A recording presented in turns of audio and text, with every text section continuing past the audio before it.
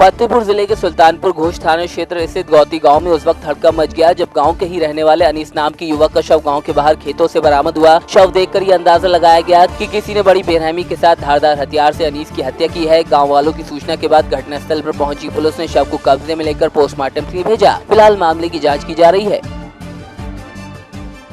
मोहम्मद अनीस जो ग्राम उचरैना मोहम्मदपुर गैती थाना सुल्तानपुर घोष का निवासी था, जिसकी उम्र लगभग 22 वर्ष थी।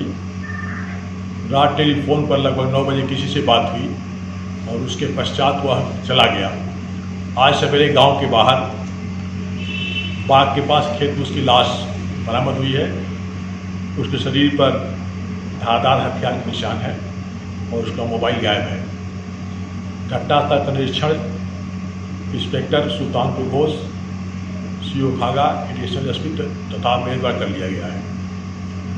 मौके पर सर्विलांस टीम, स्वाट, फील्ड यूनिट की टीम रवाना कर दी गई है। लाश का पंचायतनामा करके पोस्टमार्टम के लिए भेज दिया गया है। मौके पर शांति व्यवस्था एकदम सामान्य है, कोई समस्या नहीं है। घटना का शीघ्र ही अनावरण किया जाएगा।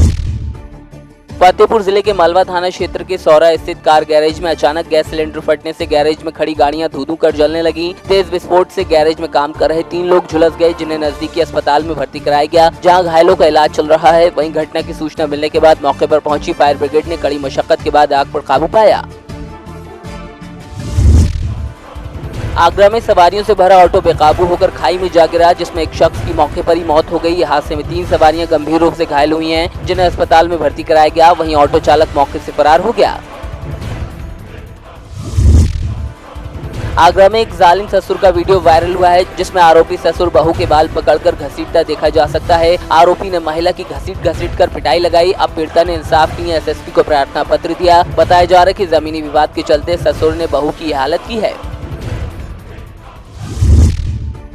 हमीरपुर जिले में सड़क हादसों में कमी लाने के लिए लोगों को यातायात नियमों के प्रति जागरूक करने के लिए परिवहन विभाग और यातायात विभाग की तरफ से सड़क सुरक्षा सप्ताह मनाया गया, लेकिन ये अभियान विभागीय खानापूर्ति बनकर रह गया। जागरूकता रैली के दौरान यातायात पुलिस के जवान जबरन राह चलते बाइक सवारों को भी इस रैली में शामिल करवा रहे थे। इतना ही नहीं, उनके जरूरी कामों को छुड़वाकर पहले रैली में घुमाया गया और फिर छोड़ा गया, जिससे पता चलता है कि अभियान से पहले जिम्मेदार लोगों ने कोई तैयारी नहीं की थी और अभियान के दौरान महज खानापूर्ति करते दिखाई दिए। बुलंदशहर में 2 पक्षों के बीच खूनी संघर्ष हो गया, जिसमें जमकर मारपीट और पथराव हुआ। बताया जा रहा है कि मकान के बाहर रैंप बनाने को लेकर विवाद शुरू हुआ था। इस झड़प में कई लोग घायल हुए हैं, जिन्हें जिला अस्पताल में भर्ती कराया गया। पूरा मामला कोतवाली देहात के गांव नगला बंसी का बताया जा रहा है। बरेली के आंवला तहसील के ब्लॉक रामनगर के विकासखंड अधिकारी वीके कुशवाहा ने दरावनगर में ब्लॉक कर्मचारियों के साथ बैठक की, जिसमें केंद्र और प्रदेश सरकार की जल संचयत दिवस, वर्षा जल संचयत विचारार्थ योजना के मूल को समझाने का प्रयास किया गया। इस दौरान बताया गया कि अगर पानी का दुरुपयोग नहीं रोका गया तो जैसे दूसरे जिलों में पानी की समस्या मुंह बाहे खड़ी है, उसी तरह यहाँ भी भयानक जल संकट होगा। बरेली की आंवला तहसील में एक बार फिर उप जिलाधिकारी विशुराजा का हंटर व्यापारियों पर चला। उप जिलाधिकारी और नगर पालिका आंवला के कर्मचारियों ने कस्बे में पॉलिथीन मुक्त अभियान चलाया, जिसको लेकर व्यापारियों में हड़कंप मचा रहा। उप जिलाधिकारी ने एक दुकान से 500 ग्राम पॉलिथीन जब्त कर 5000 रुपए का जुर्माना वसूला।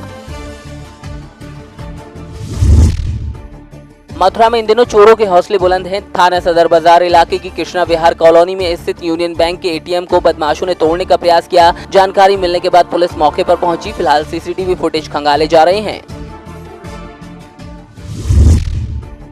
झांसी में एसएसपी के निर्देशन में सघन चेकिंग अभियान चलाया जा रहा था। इसी दौरान मोड़ थाना क्षेत्र के समतर तिराहे पर पुलिस ने 3 संदिग्धों को रोका। तलाशी लेने पर युवकों के पास से 3 अवैध तमंचे और कारतूस बरामद किए। फिलहाल पुलिस ने सभी आरोपियों के खिलाफ मामला दर्ज कर जेल भेज दिया है। झांसी की मऊरानीपुर कोतवाली पुलिस ने पुलिस क्षेत्राधिकारी की अगुवाई में विभिन्न चौराहों पर 2 पहिया और 4 पहिया वाहनों का सघन चेकिंग अभियान चलाया, जिसमें बिना हेलमेट और बिना कागज के चलने वाले वाहनों पर कार्रवाई की गई। साथ ही 3 सवारी चलने वाले और सीट बेल्ट नहीं लगाने वालों के चालान किए गए। इस कार्रवाई से हड़कंप मचा रहा। बांदा के तिनवारी स्थित परसौड़ा गांव में 11,000 लाइन का तार टूटकर घर में गिर गया, जिसकी वजह से एक युवक की मौत हो गई। वहीं आधा दर्जन लोग झुलस गए, जिन्हें जिला अस्पताल में भर्ती कराया गया है। घटना के बाद से ग्रामीणों में आक्रोश है। बांदा गल्ला मंडी से 11 लाख के माल से भरा ट्रक लेकर ड्राइवर फरार हो गया था। वहीं अब बांदा पुलिस ने कृष्ण कुमार परमार नाम के शख्स को ट्रक समेत गिरफ्तार किया। गिरफ्तार आरोपी ने बताया कि माल उठाने से पहले उसने नंबर प्लेट बदल दी थी और 11 लाख का माल बेचकर खर्च भी कर दिया था। पुलिस ने कृष्ण कुमार के पास से 1.5 लाख रुपए बरामद किए हैं।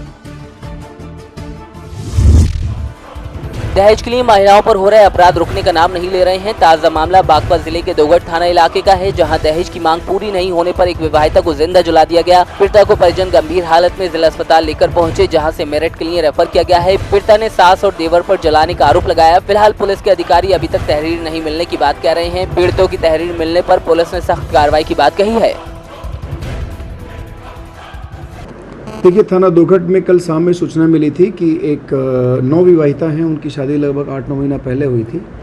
उनके जलने की सूचना मिली थी। तत्काल हम लोगों ने उनको मेरठ भिजवाया। मेरठ में उनका इलाज चल रहा है और उनके जो सगे संबंधी सभी लोग साथ में हैं। अभी तक थाने में कोई तहरीर या इस तरह की कोई शिकायत अभी नहीं हुई है। जिस तरह से तहरीर मिलेगी उसके हिसाब से कार्रवाई करेंगे। महाराष्ट्र के यवतमाल और नांदेड़ के किनवट माहौर समेत हिंगोली में भूकंप के झटके महसूस किए गए। नांदेड़ के पूर्वी उत्तर दिशा में 90 किलोमीटर दूर इसका केंद्र बताया गया। रिएक्टर स्केल पर भूकंप की तीव्रता 3.9 मापी गई। फिलहाल किसी तरह के जानी नुकसान की कोई सूचना नहीं है। हालांकि नांदेड़ में कुछ घरों की दीवारें गिरने और चटकने के मामले सामने आए। भूकंप से दहशत में आए लोग अपने घरों से बाहर निकल आए थे।